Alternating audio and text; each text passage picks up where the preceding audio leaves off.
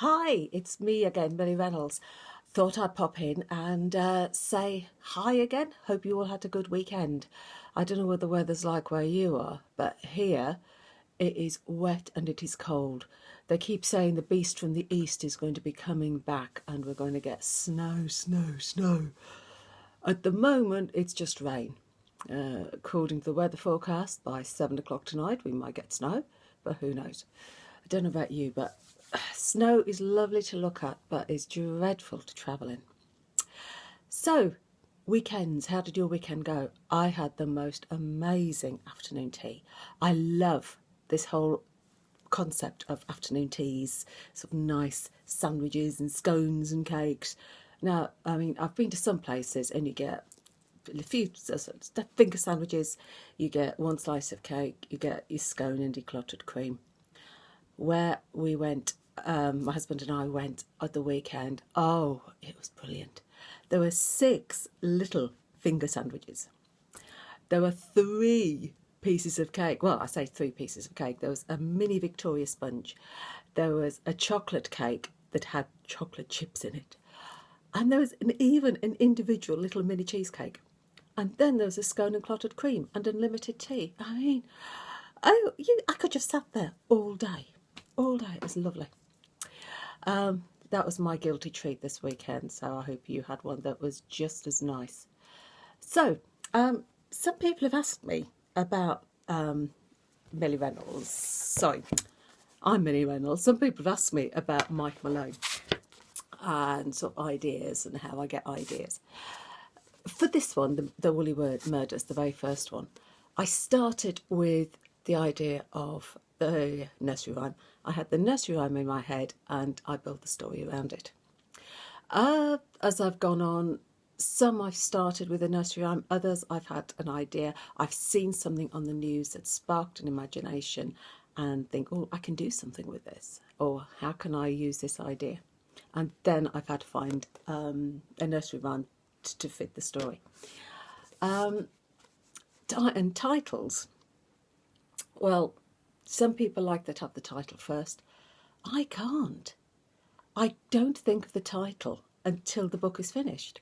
And the one I've just finished and that I am still editing, I will get there in the end, honest, that I'm still editing. I haven't really got a title for yet. At the moment, I'm thinking Sleeping Beauties, but I'm not sure. It might change. But, the title comes afterwards. Another question I've been asked is who are my characters based on? Mike Malone is actually based on somebody I used to work with, and he was the nicest, gentlest guy you could ever meet.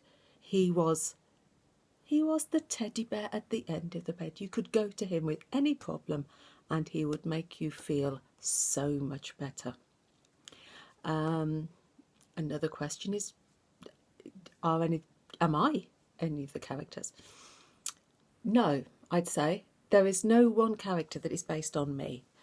There's bits of me in different characters, but there is no one character that I would say is me.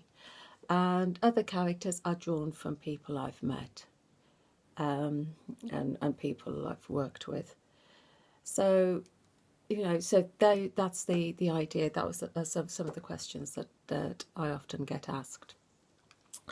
So I'm just going to read you another little extract from Millie Murders. I'm not going to read the whole book, I promise this, but I just thought I would find another little piece, and it is a very little piece just to get you on. And this one is, where shall I start? Yeah, chapter 51, just a little bit. He smiled as he put the phone down. A weekend at Elterton Manor. He couldn't have planned it more perfectly himself. The news came in at 8:30 the next morning. I'd barely been in the station for half an hour and had been hopeless, and had been feeling positive as William, if it was him, had not yet added to his stock of fleeces. However, Grayson's report set all of my internal alarms ringing. The Spicers had been targeted again, but this time it was worse. Their remaining 2 sheep had been fleeced and killed. Getting into my car, I guessed that he had now had 6 fleeces. Another attack would bring him up to his magic number, and then he would start looking for his next victim. So I didn't want to go too far into that one. So just a little bit more of a taster.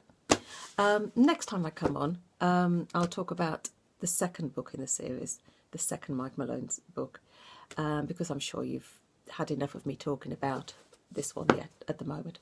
So I hope that you are not going to be covered in snow, as it looks as though we might be by the morning.